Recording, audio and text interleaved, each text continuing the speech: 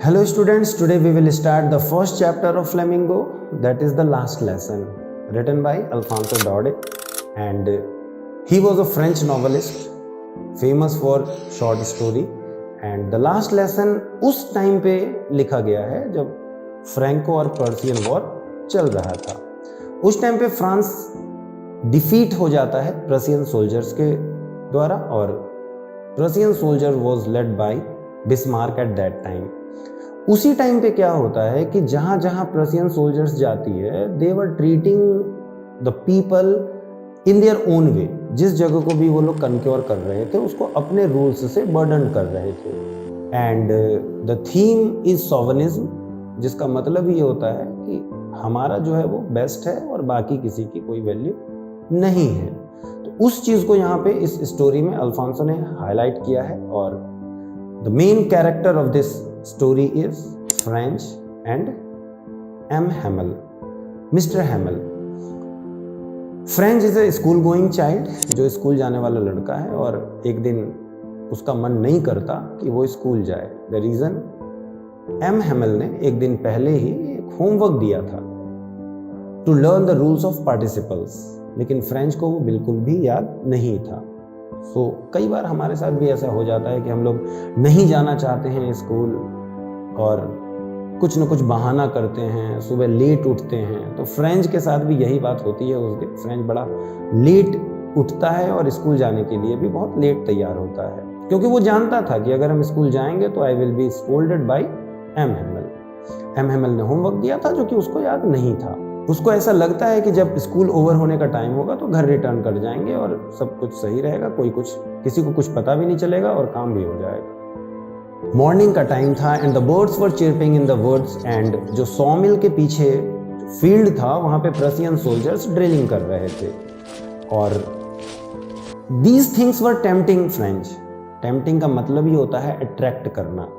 तो ये सारी चीजें फ्रेंच को अट्रैक्ट करती हैं, जिसकी वजह से उसका मन करता है कि छोड़ो स्कूल क्या जाना, वहाँ पे तो जाना है और डांट ही सुनना है, तो उससे बढ़िया कि हम यहाँ पे टाइम अपना पूरे दिन का स्पेंड कर देते हैं इन सबको देखते हुए। ठीक है, तो जब क्वेश्चन आता है कि what were the things which tempted French, तो वहाँ पे ये पॉइंट हम आंसर में डाल सकते हैं कि birds chirping in the wood, Prussian soldiers were drilling, and it was a good morning, it was a charming morning. तो ये सारी चीज़ें उसको अट्रैक्ट करती हैं। स्टूडेंट्स यहाँ कंफ्यूज हो जाते हैं, कई बार वो मतलब समझ नहीं पाते हैं और वो ये लिख जाते हैं कि बिकॉज ऑफ होमवर्क, तो that was another reason, but the question is different. Question is what things tempted Franz, उसको क्या अट्रैक्ट करता है जिसकी वजह से वो स्कूल नहीं जाना चाहता। तो वहाँ पे chirping of birds in the would and drilling of Prussian soldiers, ये मेंशन करना है। वो सब इन सारी चीज़ों को देखने में बिजी था, but suddenly what came into his mind कि वो रेडी हो जाता है कि स्कूल चलते हैं। He just put all the things away from his mind and hurried to school. और जब वो स्कूल जा रहा था, स्कूल के रास्ते में था, तो then he notices at the town hall, जहाँ पे एक बुलेटिन बोर्ड लगी हुई थी और वहां पर भीड़ लगी हुई थी उस बुलेटिन बोर्ड के पास में। बुलेटिन बोर्ड मीन्स एक ऐसा जगह जहाँ पे नोटिसेस जाते थे, और फ्रेंच को पता था कि फॉर द लास्ट 2 years वहाँ पे कोई अच्छी खबर कभी भी पेस्ट नहीं की गई है। कभी तो वहाँ पे लॉस्ट बैटल्स की खबरें आती थी, तो कभी किसी कमांडिंग ऑफिसर की ऑर्डर्स वहाँ पे डाले जाते थे। सोचता तो है वो कि पता नहीं इस बार क्या है, लेकिन अपने आप को रोक नहीं पाता और वो जल्दी जल्दी जा रहा था। सोचता है वो कि पता नहीं इस बार क्या मैटर है, लेकिन रुकता नहीं है, जल्दी जल्दी चला जाता है, वहां से निकल जाता है। जैसे ही वो आगे बढ़ता है बहुत तेजी में, तभी पीछे एक ब्लैक स्मिथ थे, वॉचर, वो उसको टोकते हैं, don't go so fast bub, you will get to your school in plenty of time. Franz को लगता है कि वो मेरे मजाक उड़ा रहे हैं, मेरा मजाक बना रहे हैं, क्योंकि ऑलरेडी हम लेट हो चुके हैं and that's why he is telling so. तो वो उनकी बातों की तरफ ध्यान नहीं देता है और आगे बढ़ जाता है। जैसे ही वो स्कूल में पहुंचता है, एम हेमल का जो गार्डन स्कूल में बना रखा था उसको क्रॉस करता है। यूजुअली जब वो स्कूल जाया करता था तो वहां पे ग्रेट हसल एंड बसल हुआ करता था, बहुत शोर शराबा रहता था, लेसन्स रिपीटेड इन यूनिसन, एक साथ बच्चे रीड किया करते थे, रिसाइटेशन हुआ करता था, बहुत जोर जोर से बोला करते थे। इतना ज्यादा शोर शराबा होता था कि बच्चों को कान पे हाथ रखना पड़ जाता था उन बातों को अच्छे से समझने के लिए। टीचर्स रूल रैपलिंग किया करते थे, टेबल पे मारा करते थे बच्चों को शांत कराने के लिए, मीन्स कोमोशन था। लेकिन आज ऐसा कुछ भी नहीं था। The school was looking like Sunday morning. खिड़की में से जब ये फ्रेंच झांक करके देखता है तो देखता है कि क्लास में ऑलरेडी जितने स्टूडेंट्स थे, इसके क्लासमेट्स थे, वो बैठे हुए थे। इसकी इतनी ज्यादा हिम्मत नहीं होती है कि क्लास में जाकर के घुस जाए, क्योंकि M Hamel to and fro motion में वहां पर आयरन रूलर दबाए घूम रहे थे। Now you can understand, Franz खुद कहता है कि हम इतने ज्यादा डरे हुए थे कि मेरी इतनी हिम्मत नहीं हो रही थी कि हम पूछ लेते उनसे, लेकिन कुछ होता नहीं है। एम हैमल जैसे ही फ्रेंच को देखते हैं तो in a very kind tone he says, go to your place quickly little Franz, we were beginning without you. जाओ जल्दी अपने बेंच पे बैठ जाओ, हम तो तुम्हारे बिना ही शुरू करने वाले थे। इतनी बोलने की देरी थी कि फ्रेंच सीधे जाकर के जंप करता है, अपने बेंच पे बैठ जाता है। वो डर सब खत्म हो चुका था, लेकिन आज जो वो नोटिस करता है that was different thing. He was expecting little scold by M Hamel, लेकिन उसको डांटते नहीं है वो, बल्कि और प्यार से कहते हैं कि जाकर के बैठ जाओ। ही वाज थिंकिंग, बट अभी वो इतना ज्यादा डेप्थ में नहीं जाता कि ऐसा क्यों हुआ। जैसे ही वो बेंच पे बैठता है, then he notices his teacher M Hamel was in his beautiful green coat. Frilled shirt पहन रखा था उन्होंने, ऑल एम्ब्रॉयडर्ड। ऐसे कपड़े वो एक्सेप्ट इंस्पेक्शन और प्राइस डेज के अलावा कभी नहीं पहना करते थे। इसके अलावा वो एक और चीज नोटिस करता है कि आज जो स्कूल का सीन था दैट वाज लुकिंग डिफरेंट, बिल्कुल अलग था। और जब वो देखता है कि बैक बेंचेस विच रिमेन्ड वैकेंट, एम्प्टी रहा करते थे, वो आज वहां पे विलेज के कुछ लोग बैठे हुए थे। They were prominent people of the village, जिसमें ओल्ड हॉजर थे जिन्होंने 3 कॉर्नर्ड हैट पहन रखा था, फॉर्मर मेयर थे, फॉर्मर पोस्टमास्टर थे, और इनके अलावा भी कुछ और गांव के लोग बैठे हुए थे। हर एक इंसान वहां पर क्लास में बिल्कुल सैड नजर आ रहा था। हॉजर अपने साथ एक ओल्ड प्राइमर लेकर के आए थे, उसको पढ़ने की कोशिश कर रहे थे, अपने पैरों पे खोल करके रख रखा था। जब फ्रेंच कहता है कि मैं इन सारी बातों को सोच ही रहा था, तभी एम हैमल एक बात कहते हैं इन अ वेरी जेंटल टोन। कहते हैं वो, my children, this is the last lesson I shell give you. The order has come from Berlin to teach only German in the schools of Alsace and Lorraine. The new master comes tomorrow. This is your last French lesson. I want you to be very attentive. M Hamel बताते हैं कि आज ये French lesson का आखिरी lesson है, and that's why Alfonso has written the title The Last Lesson. वो ये बात बताते हैं कि बर्लिन से ऑर्डर आया है, बिकॉज पर्शियन सोल्जर्स इन सबको अपने अंडर कंक्योर कर चुकी थी, और उन्होंने ये ऑर्डर अनाउंस किया था कि अब फ्रेंच एल्सेस और लोराइन में नहीं पढ़ाया जाएगा। जर्मन न्यू लैंग्वेज उनके लिए होगी, जर्मन लैंग्वेज अब उनको पढ़ाया जाएगा, और इसके लिए एक नए टीचर कल को आएंगे। It was thunder clap for French, क्योंकि उसे यकीन नहीं होता जो एम हैमल ने अभी तुरंत बताया था। Now he feels that, oh this was the reason, this was the news which was put on the bulletin board, और तभी वहां पे भीड़ लगी हुई थी। Now he starts thinking, my last French lesson, अरे हमने तो अभी सीखा भी नहीं है, मुझे तो अभी लिखना भी नहीं आता अपना ही लैंग्वेज, ऐसा कैसे हो सकता है? हमने तो अपना बहुत टाइम बेकार कर दिया। जब हमारा मन करता था हम बर्ड्स के एग्स को लेने के लिए चले जाते थे वुड्स में। जब हमारा मन करता था सार, अ नेम ऑफ रिवर, वहां पर स्लाइडिंग करने के लिए चले जाया करते थे। जो बुक हम पढ़े नहीं, उसको सोच सोच करके मुझे ऐसा लग रहा था कि अब इसका हम क्या करेंगे। Now it was very heavy to carry. मेरी ग्रामर उन्हें हम नहीं पढ़ पाएंगे, मेरी हिस्ट्री हम अपने सेंट्स को नहीं पढ़ पाएंगे। ऐसा कैसे हो सकता है? और एम हेमल वो भी हमें छोड़ करके चले जाएंगे? क्या हम एम हेमल को अब कभी देख नहीं पाएंगे? ये सारी चीजें जब फ्रेंच सोचता है तो उसे लगता है कि अब तक तो हम बड़ा गलत सोचते थे एम हेमल के बारे में। ठीक है, वो क्रैंकी थे, लेकिन उनके जाने की बात सोचने के बाद फ्रेंच जो था सॉफ्ट हो जाता है। सब चीज उनके बारे में भूल जाता है कि how cranky he is, how his behaviour was, he used to beat students and this and that. वो सब भूल जाता है, कुछ भी नहीं सोचना चाहता है। सोचता है कि इससे स्पेशल डे और क्या हो सकता था एम हेमल के लाइफ में, and that's why he is in his beautiful green coat. और तभी वो संडे क्लोथ्स को पहन रखे हैं। अब फ्रेंच के वो बात समझ में आती है कि ये गांव छोड़ करके हमारा जा रहे हैं।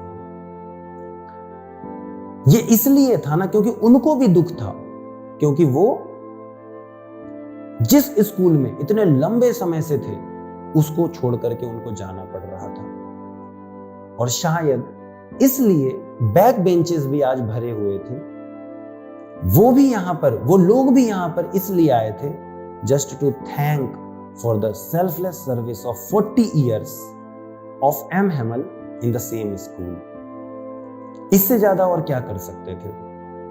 ये सारी बातें फ्रेंच सोच ही रहा था, तभी फ्रेंच को अपना नेम कॉल होता सुनाई पड़ता। And this was the turn to recite the rules of participles.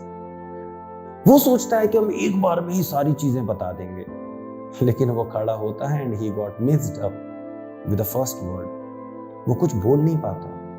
इतनी हिम्मत नहीं हो रही थी कि आई कांटेक्ट बना लेता एम हेमल के साथ। उसे डर लग रहा था, लेकिन तभी एम हेमल अगेन सेज कि मैं तुम्हें डांटूंगा नहीं फ्रेंच, मुझे पता है तुम ऑलरेडी इतने ज्यादा दुखी लग रहे हो जो मैंने अभी अनाउंस किया उसको सुनने के बाद। देखो, हमारी आदत है ना कि we just put things for tomorrow.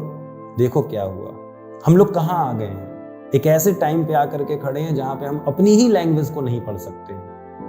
कहते थे ना हम लोग, I have plenty of time, लेकिन वो प्लेंटी ऑफ टाइम आज खत्म हो चुका है। अब हम अपनी लैंग्वेज को नहीं पढ़ पाएंगे। और अब तुम देखना, इससे निकल पाना कितना भारी काम होगा। और जो कल को लोग तुमसे मिलेंगे ना, वो कहेंगे कि कैसे फ्रेंचमैन हो तुम जो अपनी ही लैंग्वेज को नहीं जानता। लेकिन फ्रेंच, तुम्हारी स्थिति सबसे खराब नहीं है, हम सब दोषी हैं इसमें। क्योंकि तुम नहीं पढ़ पाए ना, तो उसके केवल अकेला कारण तुम नहीं हो, तुम्हारे पेरेंट्स भी हैं। Now mister Hamel blames his parents also, कि वो लोग तुम्हें काम करने के लिए मिल में भेजा करते थे, फार्म में भेजा करते थे, ताकि तुम कुछ पैसे कमा सको, then it would help in the survival of the family. और मैं एम हेमल खुद को भी ब्लेम करते हैं। एम हेमल खुद को भी ब्लेम करते हैं ये कहते हुए कि मेरा मन जब करता था, whenever I wanted to go for fishing, I announced holidays। क्या मैंने तुम्हें पानी डालने के लिए फूलों में नहीं भेजा था? अगर एम हेमल उस टाइम को यूज करते, तो वो खुद बताते हैं कि शायद उस टाइम को अगर पढ़ाई में यूज किया जाता तो शायद तुम्हें हम कुछ और पढ़ा पाते।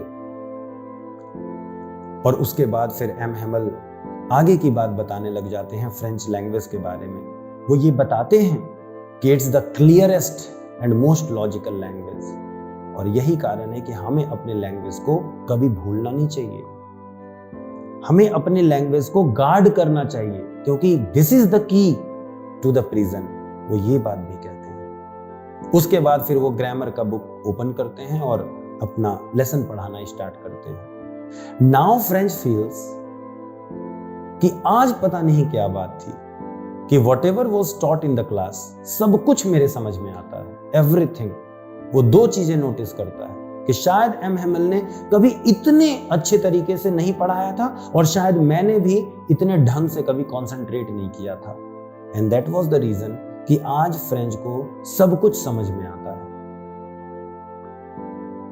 जब उनका ग्रामर का लेसन कंप्लीट हो जाता है तो उसके बाद राइटिंग का लेसन स्टार्ट होता है। उस दिन एम हैमल सारे बच्चों के लिए न्यू कॉपीज लेकर के आए थे, जिसमें राउंड हैंड से फ्रांस लिखा हुआ था। ऐसा लग रहा था मानो कि फ्लैग्स फ्लोट कर रहे हैं चारों तरफ स्कूल रूम में। किसी के भी बोलने की आवाज नहीं आ रही थी सिवाय scratching of pens on the copies. इसके अलावे कोई कुछ नहीं बोल रहा था। कुछ बिटल भी उड़ते हुए चले आए थे वहां पर, लेकिन उनको भी कोई नोटिस नहीं करता है। शायद वो भी फ्रेंच थे इसके कारण।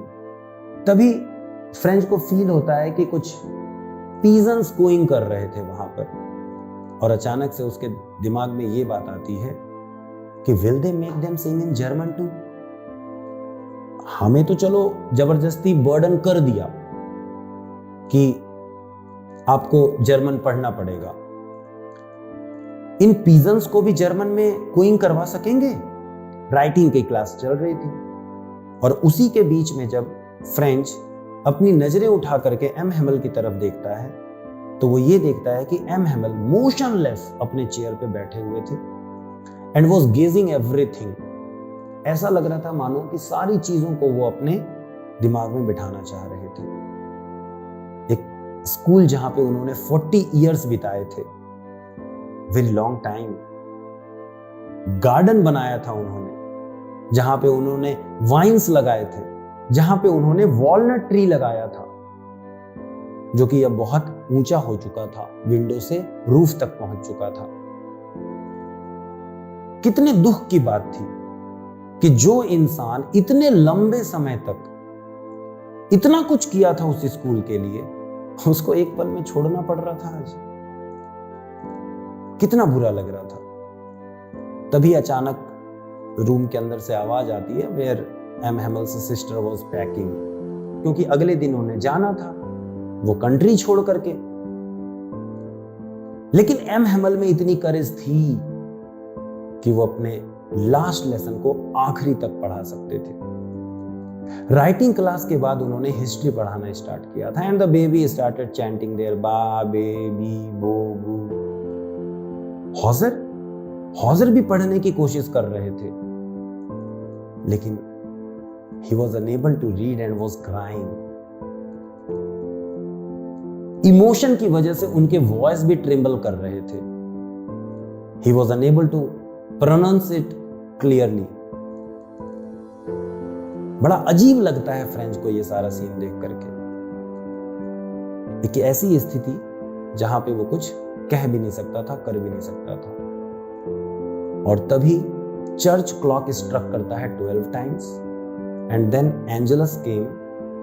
वो क्रिसमस कैरल्स गाते हुए आते हैं, और उसी टाइम पे क्या होता है कि प्रशियन सोल्जर्स 100 मील के फील्ड से ड्रिल करते हुए वापस आते हैं, जिनकी आवाज साफ ये लोग सुनते हैं।